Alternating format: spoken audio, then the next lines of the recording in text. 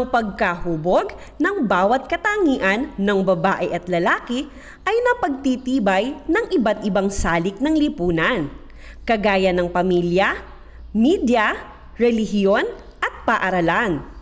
Ang kasarian ng lalaki at babae ay isang bagay na nagdidikta kung ano ang kanilang tungkulin na kailangang gampanan sa isang lipunan, na maaaring magbago depende sa kung papaano nito naapektuhan ng mga nasambit na salik. Ang layunin ng module na ito ay ang mga sumusunod. Masasabi kung papaano napagtitibay ng pamilya, media, relihiyon, paaralan at lipunan ang gampaning pangkasarian. Makapagbibigay ng mga halimbawa kung papaano nagbabago ang gampaning pangkasarian ng lalaki at babae. Magandang araw sa inyo mga bata! Handa na ba muli kayong matuto? Samahan ako sa ating pag-aaral ngayon. Ang ating aralin ngayon ay tungkol sa gampaning pangkasarian. Paano ka ba dapat? Ating balikan ang dati nating pinag-aralan. Basahin ang mga sumusunod. Isulat ang S kung ang parirala ay tumutukoy sa biolohikal o pisyolohikal na katangian ng isang lalaki o babae. At K naman kung ito ay tumutukoy sa panlipunang gampanin, kilos at gawain ng isang lalaki o babae. Paglalagay ng make-up sa mukha. Buwanang dalaw.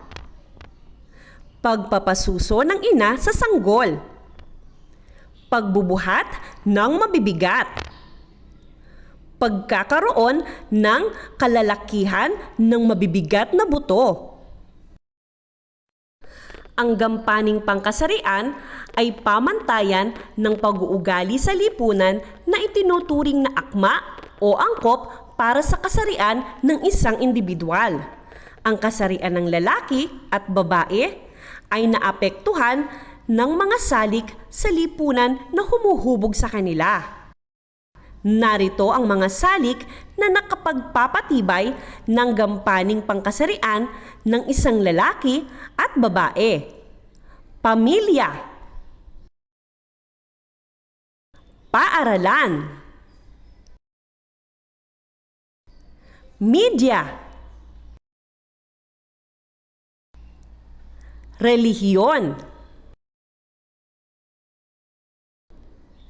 Bawat isa sa mga salik na ito ay may kanya-kanyang mga paraan kung paano nahuhubog ang gampaning pangkasarian ng isang lalaki o babae.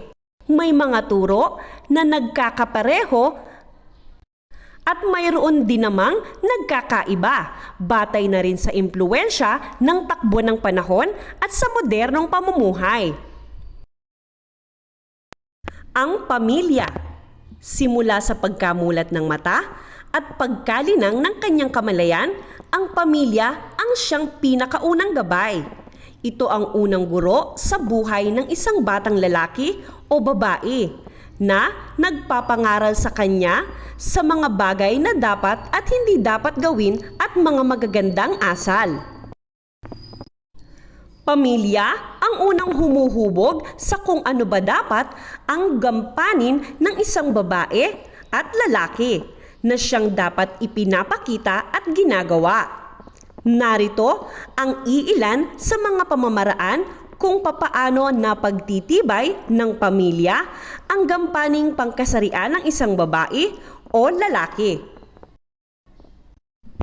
Tuwing kumakain ng pamilya, dito isinisingit ang mga usapin tungkol sa kung ano ba dapat ang ginagawa ng isang lalaki o babae. Bawat bonding time ng pamilya, itinuturo ng mga magulang ang mga nararapat na asal at pag-uugali ng isang lalaki o babae na makatutulong sa kanya para maging isang responsabling anak at mamamayan. Tahasang pinagsasabihan ng isang tatay o nanay yung mga gawaing hindi tama at tama para sa kanilang anak na lalaki o babae. Narito naman ang mga halimbawa ng mga itinuturo ng pamilya sa mga anak na lalaki o babae. Ang mga lalaki ay dapat na tumutulong sa mga gawaing bahay, kagaya ng pag-igib ng tubig, pagkukumpuni ng mga sirang gamit, pagtulong sa mga mabibigat na gawain sa bahay, at iba pa. Ang mga kababaihan ay dapat tumutulong sa gawaing bahay, kagaya ng sa paglilinis ng bahay, pagwawalis ng sahig, paghuhugas ng pinggan, paglalaba, at iba pa. Ang paaralan. Sa paglaki ng isang batang lalaki o babae, hindi na lamang sa bahay gumagalaw ang kanyang mundo. Sa pagtungtong ng edad na maari ng mag-aral ang bata, paaralan na ngayon ang magsisilbing pangalawang magulang at magbibigay ng formal na edukasyon. Dito napagtitibay ang gampaning pangkasarian ng isang babae o lalaki. Narito ang mga pamamaraan kung papaano nahuhubog at napagtitibay ng paaralan ang gampaning pangkasarian ng isang lalaki o babae. Ang lahat ng mga mag-aaral ay nagkakaroon ng oryentasyon sa mga polisiya at guidelines sa kung ano ba dapat ang kanilang ginagawa bilang mga kalalakihan o kababaihan. Tinatalakay ng paaralan sa mga bata ang pupil o student handbook na naglalaman ng mga gawaing naaayon sa batayan o standards ng paaralan para sa mga batang lalaki at babae. Nagkakaroon ng mga buwanang programa na humuhubog sa mga kakayahan ng mga lalaki at babae, kagaya ng Nutrition Month, Buwan ng Wika, Science Fair, English Month, at iba pa. Narito naman ang ilan sa mga gawaing itinuturo ng mga paaralan sa mga mag-aaral, sa mga kalalakihan at kababaihan. Ang mga lalaki ay dapat nagsusuot ng unipormeng panlalaki, nagpapagupit ng buhok ayon sa kung ano ang nararapat, nagbubuhat ng mabibigat na bagay sa loob at labas ng silid-aralan, tumutulong sa pagkukumpuni sa mga sirang upuan o furniture sa silid-aralan, pwedeng maupo sa posisyong politikal o manilbihan sa lipunan at iba pa. Ang mga babae ay dapat nagsusuot ng unipormeng pangbabae. Tinatali ang buhok kung mahaba. Kung maigsi naman ay dapat na magsusuot ng headband at iba pang gamit. Tumutulong sa paglilinis sa loob at labas ng silid-aralan. Kung kayang buhatin ang isang mabigat na bagay, lalo na kung walang lalaking pwedeng magbuhat nito, ay pwede naman niyang gawin basta ayon lamang sa kanyang kayang mabuhat. Papasok ng presentable sa paaralan. Pwede ring manilbihan sa lipunan o tumakbo para sa posisyong politikal at iba pa. Ang media. Dahil sa modernong teknolohiya, mayroon ang tao ngayon, hindi na lamang ang pamilya at paaralan ang napagkukunan ng aral o ikatututo ng mga bata, lalo na sa kanilang gampaning pangkasarian, dahil sa impluwensya ng media. Sa laro ng teknolohiya ngayon, lahat ay pupwede nang makita at matutunan sa cellphone, laptop o telebisyon sa tulong ng internet. Sa mga programa sa telebisyon, mga ini-upload sa YouTube na mga iba't ibang videos, mga documentaries, mga vlogs, at iba pa. Dito nakakakuha ang mga batang lalaki o babae ng iba't ibang impormasyon na inilalapat nila sa kani-kanilang buhay na nakaiimpluwensya sa kanilang gampaning pangkasarian. Ilan sa mga ito ay ang isang lalaki o babae ay may karapatang pumili ng kanilang susundin ayon sa kanilang nakuha batay sa kanilang bagong pananiniwalaan. Maaari ring maghugas ng pinggan at maglaba ang mga kalalakihan. Hindi na lamang mga kalalakihan ang pupwedeng makagawa ng mga bagay na kadalasang ginagawa nila, pati na rin ang mga kababaihan ay maaari na rin gawin ang mga ito kagaya ng pagkukumpuni ng mga sirang computer, cellphone o laptop, pag-akyat ng mga matatarik na bulubundukin, pagsabak sa pampalakasan kagaya ng wrestling, boxing at iba pa, pagtakbo sa mga halalan para makaupo sa posisyon o magsilbi sa bayan, paghahanap buhay, profesional, opisina o labor, pagiging direktor sa telebisyon o mga gawaing pampelikula at iba pa. Ang relihiyon, isa pang nagpapatibay ng gampaning pangkasarian ng isang lalaki o babae ay ang kanyang kinabibilangang relihiyon na sa pamamagitan ng mga doktrinang kaniyang pinapakinggan, siya ay nagagabayan kung ano ang dapat at naaayon sa kasulatan at salita ng Diyos. May mga programang inihahanda ang iba't ibang simbahan para sa kanilang mga kasapi, lalo na para sa kanilang mga miyembro ng mga batang lalaki at babae.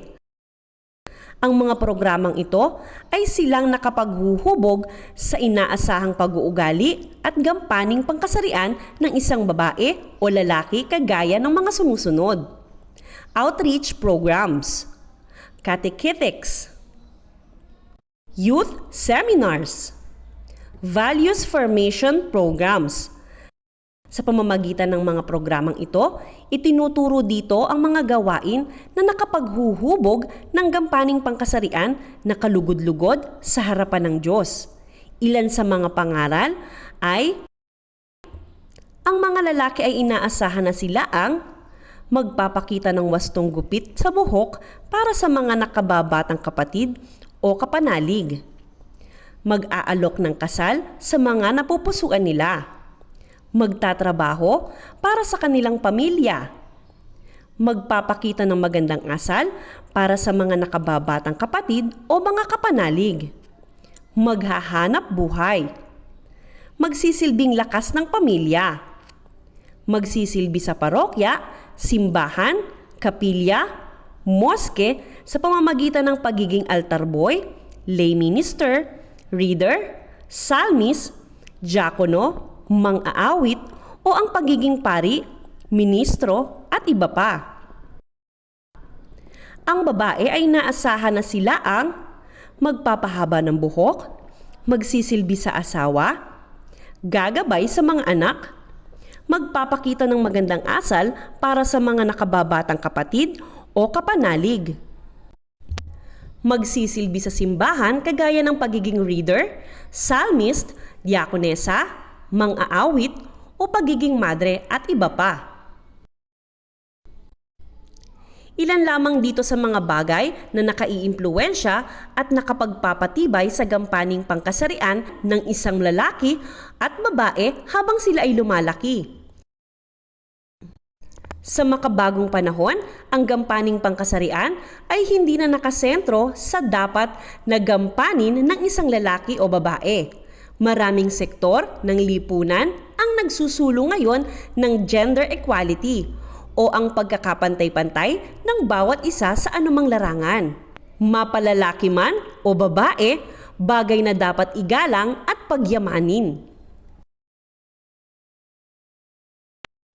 Naunawaan niyo ba ang ating aralin ngayon? Tara, tayo nang sagutin ang mga pagsasanay. Basahin ng mabuti ang bawat pangungusap. Isulat ang titik ng tamang sagot sa iyong sagutang papel. Ang iba't ibang programa kagaya ng catechism ay isa lamang sa mga gawain ng anungsalik na nakapagtitibay ng gampaning pangkasarian ng mga lalaki o babae. A. Pamilya. B. Paaralan. C. Media. D. Relihiyon. Sa napakaraming programa sa telebisyon at mga videos sa online platform kagaya ng YouTube at mga social apps kagaya ng Facebook, at Instagram, maraming natututunan ang mga batang lalaki at babae. Dito na sadyang napakalakas ng hatak sa kanilang gampanin sa buhay. Ang mga nabanggit na mga platform ay saklaw ng anong salik? A. Pamilya, B. Media, C. Paaralan, D. Relihiyon. Alin sa mga sumusunod na gawain sa paaralan ang nakapagtitibay ng gampaning pangkasarian ng isang lalaki o babae? A. YouTube, B. Periodical tests, C. Mga polisiya, Code of Conduct, and D. Catechism.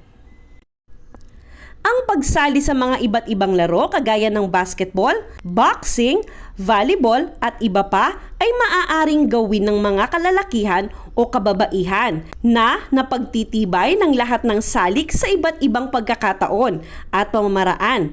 Alin sa mga salik na iyong nabasa sa module na ito ang may malaking bahagi sa pagkalinang ng kakayahan sa sport ng mga batang lalaki at babae? A. Paaralan, B. Relihiyon, C. Pamilya, D. Media. Alin sa mga sumusunod ang pwedeng gampanan ng mga kalalakihan o kababaihan? A. Paglilinis ng silid-aralan, B. Pag-aayos ng computer hardware, C. Pagsilbi sa bayan, at D. Lahat ng nabanggit. Ang paglilinis at paglalaba ng mga damit ay itinuturo ng pamilya sa mga batang babae at ang pag-iigib at pagkukumpuni ng mga sirang gamit naman ay sa mga batang lalaki. Subalit, sa panahon ngayon, mapalalaki man o babae ay naisasagawa na ang mga ito ng salitan dahil sa mga madaling pamamaraan ng pagsasagawa na napapanood sa telebisyon at iba pang online platform. Anong salik ang nagpapatibay nito? A. Pamilya, B. Relihiyon, C. Media, D. Paaralan. Dahil sa impluwensya ng media sa mga batang lalaki o babae, nabibigyan ng kaalaman ng bawat isa na hindi lang pala lalaki o babae ang pwedeng makagawa ng mga tungkulin o gampanin. Alin sa mga sumusunod ang pwedeng magawa ng lalaki at babae na napagtitibay ng media? A. Paglalagay ng makeup, B. Paggamit ng sanitary napkin, C. Pagbubuntis, D. Pagtutuli. Alin sa mga sumusunod ang hindi maaaring gampanan ng mga kalalakihan? A. Paglalagay ng makeup, B. Pagbubuntis, C. Pagluluto, D. Pangingisda. Ang pag-aalaga ng mga nakababatang kapatid ay kaninong gampanin? A. Kalalakihan, B. Di pwedeng gawin ng lalaki o babae, C. Kababaihan, D. Pwedeng lalaki o babae. Sa mga nakalipas na panahon, ang gampaning pangkasarian ay nakasentro sa inaasahang gawain ng lalaki o babae. Sa modernong kaisipan at panahon, ang gampanin ng lalaki ay pwedeng maisagawa ng babae o vice versa. Sa ganitong pamamaraan, kinikilala at iginagalang ang pagkakapantay-pantay ng lalaki o babae sa usaping gampanin na tinatawag na blank. A. Gampaning pangkasarian o gender role, B. Gender equality, C. Kasarian, D. Sex.